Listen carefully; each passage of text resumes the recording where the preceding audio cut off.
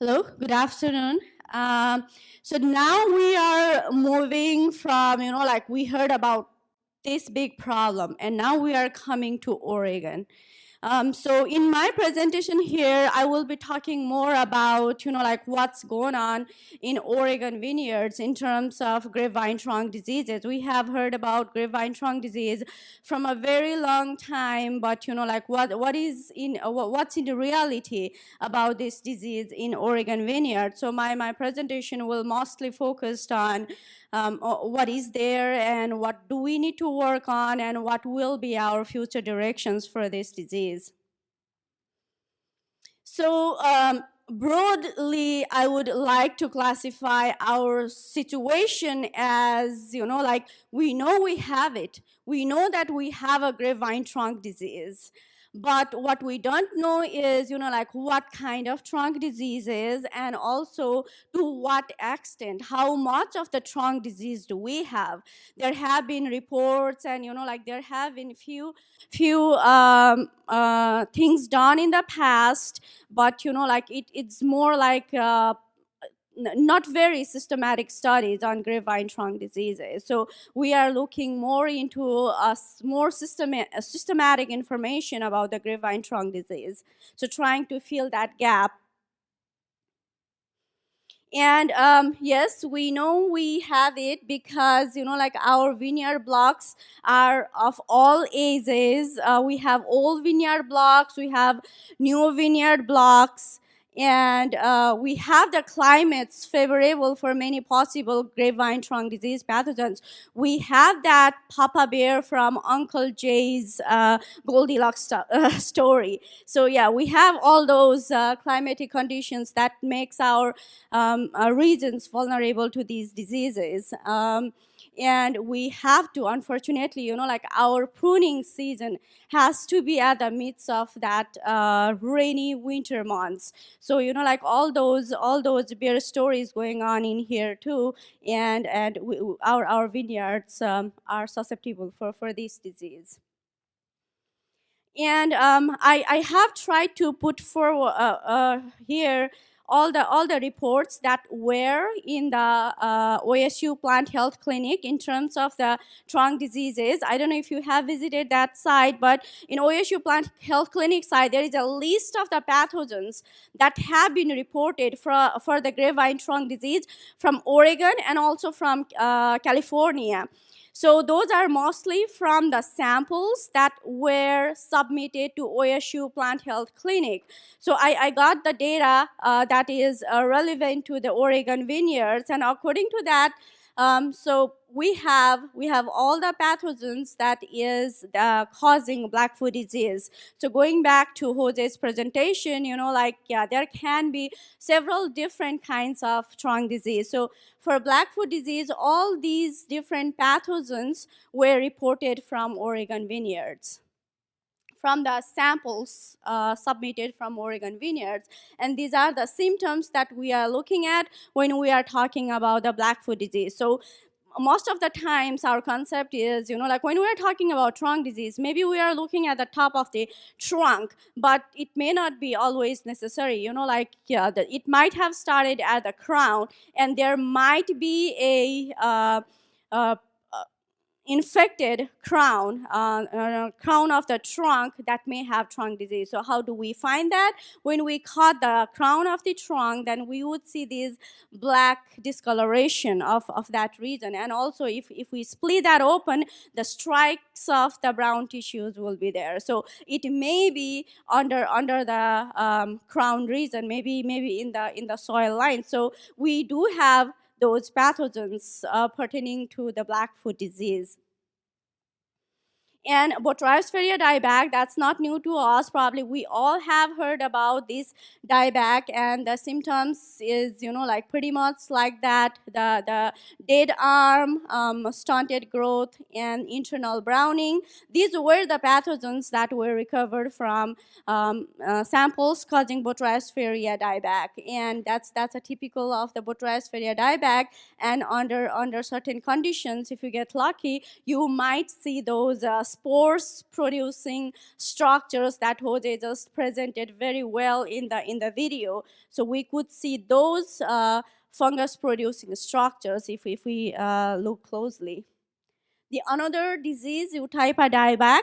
So those two pathogens were reported from here.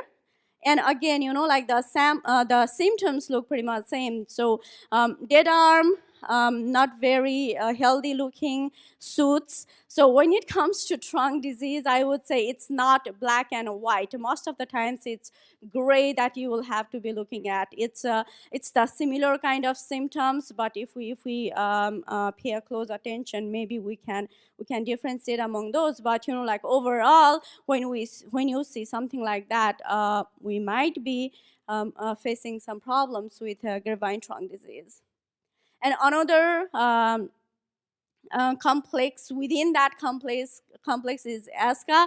As Jose just mentioned, like this complex is still kind of debate within the pathologist community. But like I would not want you to be involved in that. But just to keep it straightforward, there are several pathogens that are involved in ASCA disease as well, and those pathogens are also reported from our vineyards. And when we're talking about ASCA, like these are the symptoms that we are looking at. Those tiger stripe on the leaves, measles looking fruits, especially on white fruited grapes, and the cross section of the trunks, instead of those brown solid necrosis, we are looking at this pattern of black dots on the trunk. So now, going back 15 years, so back in 2005, when Jose was working in California, first of all, thank you, Jose, for sharing these slides with me. So he risked to invade north and able to collect those 56 samples from Oregon vineyards. And those were mostly from Hood River and Dundee area. And then he found that Botryopsferia, Eutypa, causing pathogens were there, and also with that were some Phomopsis dieback causing pathogens, and this was published in 2007. So back in 2005, we were dealing with Botryopsferia, we were dealing with Eutypa and Phomopsis dieback. And so 10 years later, he came back in 2015, and he observed that dieback and vine mortality were increasing in Oregon vineyards. So it is getting worse. And that was his report when he was going through the vineyards in Oregon with Dr. Walt Mahaffey and Mark Chen. So there was that. And now we have this report summary from a vineyard management company. And then, so what happened is, like they have been sending the samples for identification that looked like a trunk disease. And then that happened starting from 2014. And these are the several locations from where the sample were sent. And then the tests were done. And you can see here, like those are the different years from where those samples were tested.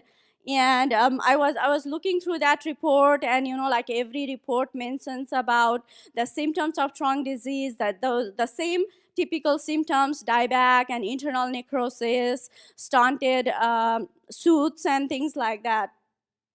And when I was looking one by one, like what different kinds of trunk diseases were reported, so just looking at the Botryopsferia dieback, like from 2005, and then in 2014, 17, like all those years, it was Botryopsferia and then Diplodia. So granted, it says Botryopsferia, not that individual pathogens within Botryopsferia, but like there is a different Botryopsferia dieback since then. When we look at Eutypa dieback, same case, like probably we are dealing with one pathogen, Eutypa lata, and one another species of Eutypa that was involved in Eutypa dieback. When we look at blackfoot disease, cylindrocarpon, and again in all those years. When we look at ESCA disease, that complex of the ESCA, Petri disease, or whatever you want to call it, we see that only in 2018, samples, granted, like most of these samples came from the same vineyard, but again, like several other vineyards at the several time of the year, we are seeing more and more of ESCA-looking pathogens. So, like I started thinking why only in recent years we have those pathogens. So as Jose mentioned earlier, it has around 130 different fungal pathogens, and then where were those pathogens not detected earlier?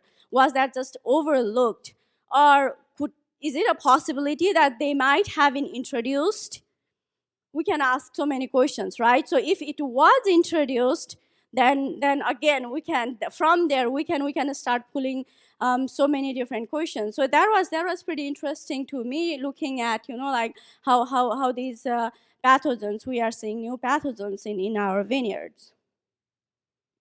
So now with all that, so background information, and also listening from Jose's presentation, the management of grapevine trunk disease can be so specific, can be so site-specific. For example, the lead pruning in California may not work in lead pruning in British Columbia. So management may be different in different states. And also, I did not like the fact that when he presented several data, there was data from California, there was data from British Columbia, but we do not have data from Oregon. Why? So that's why I wanted to fill that gap, and then at least start understanding this pathogen, at least understand what's going on, and hopefully we will catch them in a few years. So what we are looking at is first, understanding the epidemiology. It's more like understand your enemy before you attack them. So with our first objective, what we are doing is identifying the major grapevine trunk disease problems in Oregon vineyards and the pathogens associated with each disease. So again, probably the same round of questions again, but we will be doing this in more systematic way. And how? By a vineyard survey. So starting last year, we started surveying for grapevine trunk diseases, both in Northern Oregon Willamette Valley and also in Southern Oregon Rogue Valley. We did a vineyard survey in the fall of 2019. That's when we started. And we selected vineyards primarily based on the history of trunk diseases. We gathered those information from vineyard management companies, several other resources, and based on the history, we selected vineyards. And we also included a newer vineyard block when we were looking at the older vineyard block. So we have seen an increased acreage of vineyard planting every year. And like grapevine trunk disease is not only the old vine disease. It can be a problem in newer vineyards. So let's say a block in a vineyard gets removed because that had so many problems, and I understand that like we cannot wait longer. We cannot lose years of productivity by leaving that land fallow, and we just go ahead and put a newer block in that very vineyard. So what would be the effect? So will that newer vineyard block be influenced by the older vineyard block nearby or within the same vineyard block? Those we don't know. So we included newer block whenever possible when we have the vineyard surveyed. And we surveyed 15 vineyards in Willamette Valley and 16 in Rogue Valley for the symptoms. And so we followed like systematic random sampling. So we would try to make it as much as possible to represent the whole vineyard block, the entire scenario of the vineyard, to look at the GTD symptoms. And altogether, we have identified 419 vines in Willamette and 416 vines in Rogue Valley. So altogether, we have around 800 vines identified, looked for the symptoms, and that's what we got. So the symptoms, like to our no surprise, the symptoms that we talked earlier, all kinds of trunk disease symptoms to all kinds of severity. So we saw those stunted vines, we saw dead arms, we saw those tiger stripe symptoms, and like those browning of the leaves, shorter internodes. So all kinds of GTD symptoms that we just saw earlier, even in Jose's presentation. So those symptoms we are seeing in vineyards, both in Willamette Valley and Rogue Valley. Oh yeah, and some vines were symptomless too. I think I have to mention that it was not all vines that were symptomatic, but like we don't know yet what a symptomless means. So some vines were symptomless that we identified. So what after that? So once we identify those symptoms, we collected wood tissues because we wanted to identify the pathogens. So we had to find a way to identify what different pathogens we are dealing with. So we collected the wood samples from all those identified vines, and then we used non-destructive sampling. We figured that if I come to your vineyard and ask, hey, I'm going to need 100 vines and I'm going to chop your vine down, can you please give me those samples? So that was a brilliant idea, actually suggested by Dr. Walt Mahaffey. I think, I have to thank him for this idea. We did some modifications, but it worked great. So we were using drill and also the 1/8 inch drill bit, and then we drill those holes in there, and when it comes out, like we would see those nice brown streaking of the wood tissues from the holes. And we collect all those, and then we would take it back to the lab, and then we culture them, and then we identify them. And again, I really like Jose's picture where he had, like all different kind of plates, the very colorful plates with the fungal pathogens. When we plate them in the artificial media, that is how it looks like. And then it will be a challenge of, like taking them out singly, because in one plate you would see all those pathogens. And when it comes to trunk disease, it is very challenging to identify all the fungal species that is involved there, because when you think about fungal pathogens as a community, so there is a aggressive fungal species and there is a very slow growing fungal species.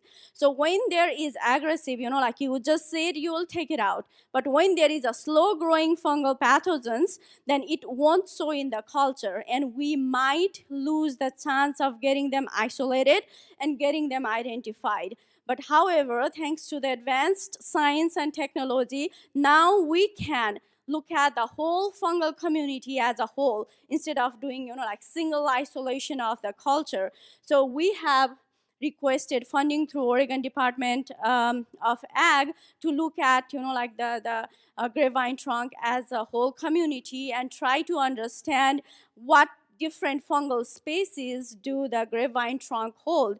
Many of them could be pathogens, many of them could be just saprophytes.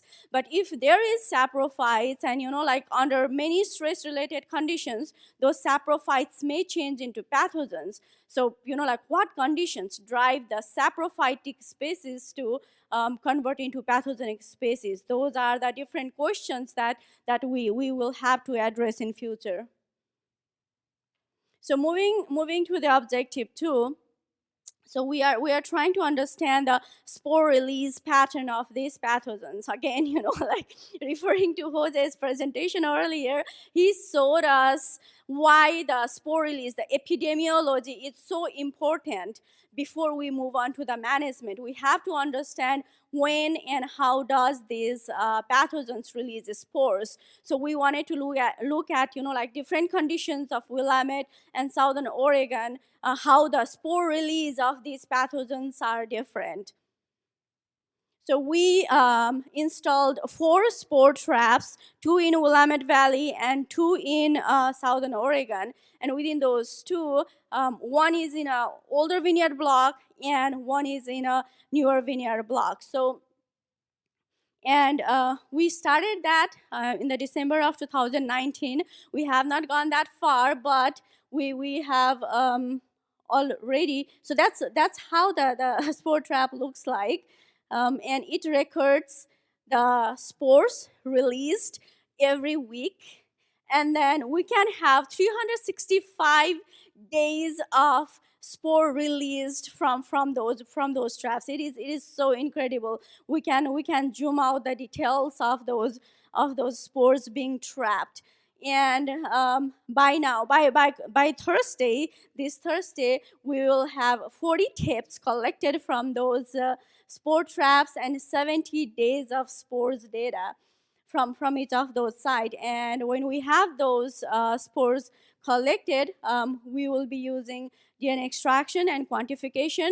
And I'm hoping that by that time, Jose will be done with the quantification procedure that he has been looking at, and then we can utilize that technology to quantify these spores release. And that's my postdoc, is changing the spore traps in the vineyard.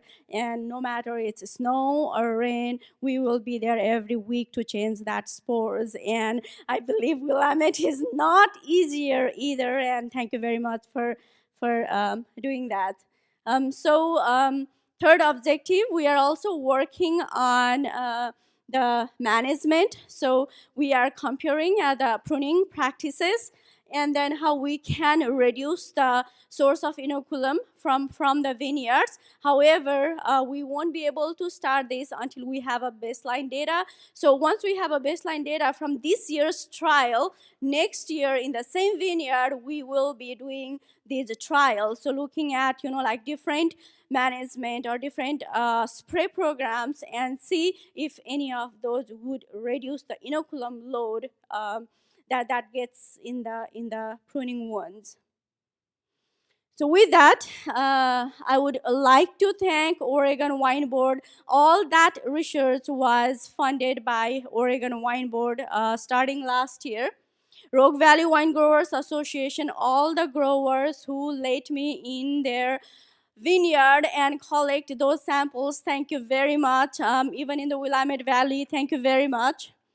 And our collaborators, Jay, Patty, Melody, Walt, their suggestion and their involvement in the development of those proposals were very important. I would like to thank them. And Lee and Jason, thank you very much. I have no words how I can express my gratitude for whatever you have been doing. Thank you. And my plant pathology lab members down there, Monica, Joey, and undergraduate research assistants, nothing of this would have been possible without them. And that's us. Please excuse us for our expression there. We are holding the trunk as if we just won a trophy. Sorry, we could not help ourselves. That's a plant pathologist. With all that, I think we are open to the questions.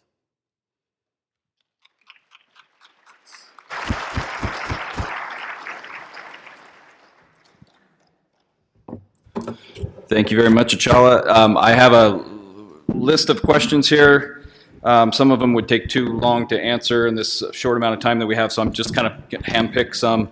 Vitaseal is a popular product that's used in the Willamette Valley. I know a lot of you out there are using Vitaseal this time of year to seal up your wounds. There was a question for Jose, have you used Vitaseal? I saw the gel seal product mentioned. Are they similar? What conditions should they be applied under? Do they need to dry before they're effective? So Vitaseal is actually included in our field trials, and fortunately I haven't had the okay to present all the data they want to hold 1 more year of data to present everything. BT-Seal is working good. We have very good results for Eutypa, Ficremonium, and Phaemonella. Unfortunately, it's not performing as well for Botrytis species. We don't know why, but kind of support what the IPM booklet from UC Davis, where if you go to UC Davis IPM booklet, they have all the fungicides and all the biologicals that they have been tested and registered. And if you go there and look for BT-Seal, actually says no control for Botrytis canker. So I wouldn't say it's no control, but definitely we have observed less control than with other pathogens, which is normal for many of these. As I mentioned before, it's very hard to find a chemical that can really, stop such a wide breadth of different fungi. Another product we actually kind of developed that product in Davis was the B-Lock, and it's a boric acid product, and it was a very good product for Eutypa, and that product we actually work in Gubler's lab to get that boric acid, and it was very promising for Eutypa, some control for Botrytis, but as I said, it's hard to find a product that you're going to find absolutely. And when I talk about trunk diseases, control, I'm not talking maybe about powdery mildew control where you're going to see your vineyard pristine. I mean, we saw how complicated it is. Our goal is to find solutions that if you are losing 2 vines instead of 100, over time, that's I don't think it's feasible right now with the system, how complex it is to assure you that we are going to have a product that, is going to completely control and eradicate the disease. So we have to take into consideration that. Also, most of the results we have, you also have to take into account that we are probably underestimated the product because we use a very high dose of inoculum. I mean, we move from 5,000 spores per boon in the greenhouse to 2,000 spores per boon in the field. 2,000 spores per boon in the field is the minimum we need to get data from the positive controls to compare. Still, I cannot say that for sure, but it's very unlikely that you're going to get 2,000 spores and the natural conditions in your boon. So we are also underestimating a little bit when we put those graphs. So the products probably you are trying to use a more natural, they will be performing better, but we steal data from our positive controls. So. Okay, thank you. One more question that would kind of summarize a few of these. There's a lot of questions here about, I got this diagnosis, is there any hope? Trunk renewal has been used and recommended by folks as far as how quick you can catch the infection, how far in the trunk it is. What, if any, experience do you have with using trunk renewal to deal with things like Botrytis or ESCA? Once the trunk has been diagnosed as infected, is there a chance of renewing something from that vine that's not infected that could last for a while and get more life out of the vineyard?